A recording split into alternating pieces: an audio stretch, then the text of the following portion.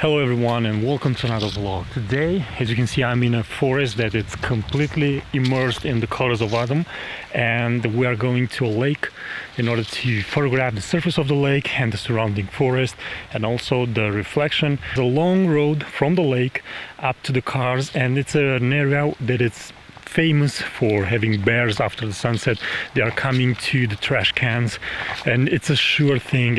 Almost every night they are coming there, so it's not something that I can play with. It's not something that I can risk, so we'll go to photograph this place and we'll see what happens.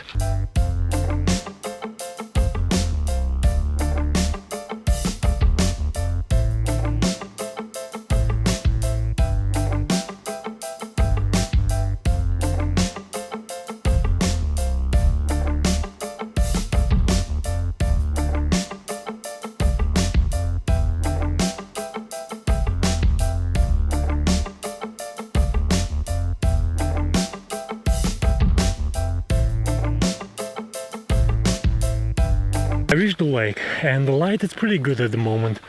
I saw some great reflections over there that look perfect, and I'm just trying to capture those reflections before the light is completely gone, because the lake it's right down and it's surrounded by hills, and for sure the sunset is not going to be visible.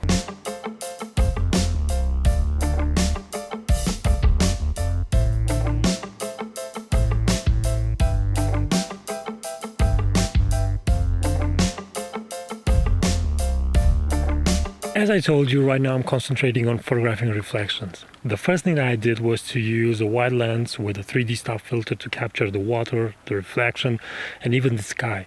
And I've used the 3-stop filter because the actual reflection is 3 stop darker, 2 or 3 stop darker than the actual object that is being reflected.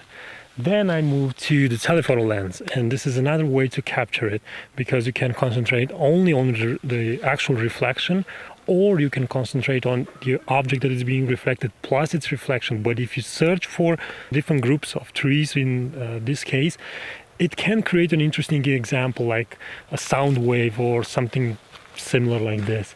So it's a nice thing that you can do in a situation like this.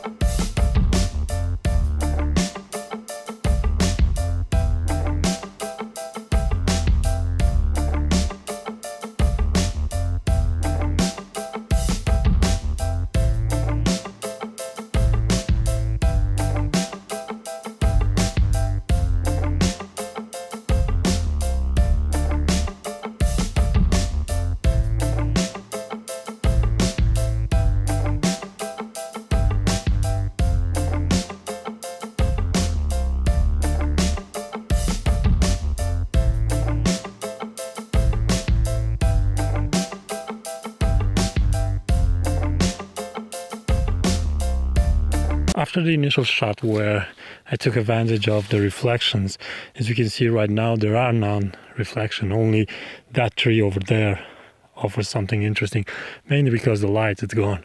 But I found something really interesting right here, and it's about these branches and the fallen leaves, and then that grass over there, and then the frame continues with the rest of the lake and the forest and the sky above. And I think this offers an interesting opportunity, and I used the 17mm lens and also a gradual filter of 3 stops on the upper part to compensate for that light on the sky, and I think I managed to get the frame in just one shot.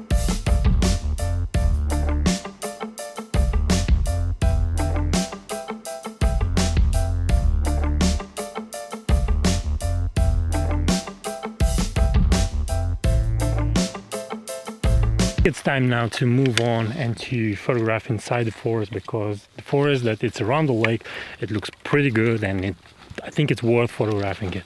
And the first frame that I saw, and I want to discuss it a little bit with you, is this one behind me. So the initial way to frame this is like this, and it's a really good frame.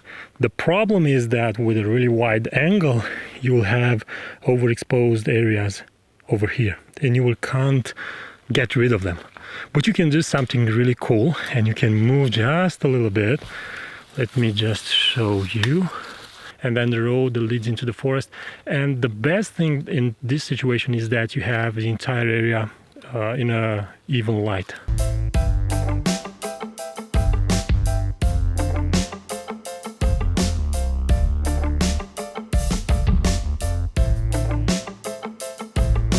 A really cool opportunity appeared at some point where I had a really small pier in the light, and only that element, only the pier was in light, and then the forest in the background was in darkness. I'm continuing the road through the forest, and the compositions I think there are great, are almost like I could say classic compositions. And I have the dark trunks of the trees and the orange of the leaves, and this even light create an interesting photos. Also the trail, it's dark, so this game of light and darkness.